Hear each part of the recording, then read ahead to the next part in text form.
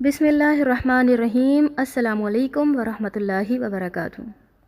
تجوید series میں آج ہم جس ٹاپک کو سیکھنے جا رہے ہیں وہ ہے قلقلہ۔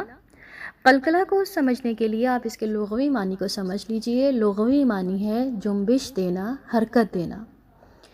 قلقلہ کن حروف پر ہوتا ہے، قلقلہ کو کیسے ادا کیا جاتا ہے، ان سب پوائنٹس کو آج ہم کلیئر کریں گے۔ پہلے تو دیکھیے جن حروف میں قلقلہ کی صفت پائی جاتی ہے ان کو حروف قلقلہ کہتے ہیں، اور وہ کون سے حروف ہیں؟ قاف، طا، با، جیم، دال۔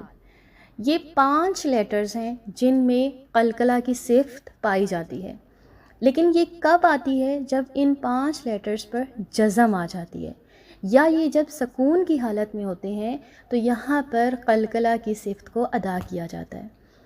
اب جب یہ کنڈیشن پوری ہو جاتی ہے تو ان حروف کو ادا کرتے وقت مخرج میں حرکت پیدا ہوتی ہے، مخرج میں جنبش پیدا ہو جاتی ہے۔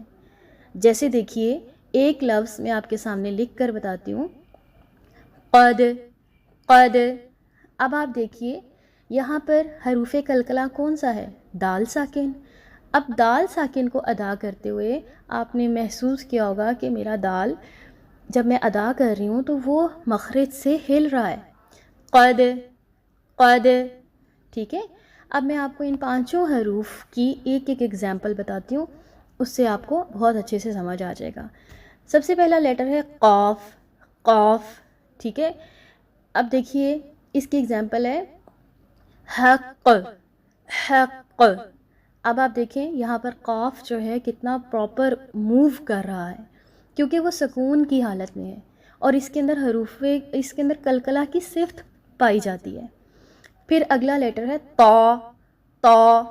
اب یہاں پر دیکھیے اطہر، اطہر۔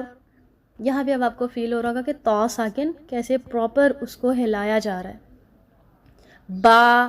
اب نیکسٹ حروف قلقلہ میں سے کون سا حرف ہے؟ با۔ اب آپ دیکھیے طیب، طیب۔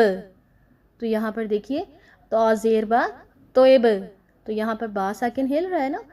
اسی طرح سے جیم میں دیکھیے حرج، حرج۔ یہاں پر دیکھیے جیم ساکن پراپر اس میں موومنٹ آ رہی ہے۔ پھر دیکھیے دال کی مثال میں نے آپ کو پہلے بھی دی، قد، قد، ٹھیک ہے۔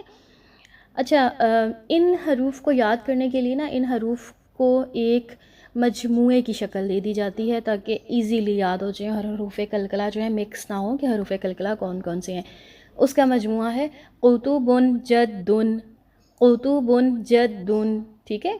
تو یہ ان حروف کو اکٹھا کر کے بس ایک لفظ بنا دیا گیا ہے، اس کے علاوہ اس کا اور کوئی مقصد نہیں ہے۔ تو آپ اس کو اچھے سے سمجھ گئے ہوں گے یقیناً۔ السلام علیکم ورحمۃ اللہ وبرکاتہ۔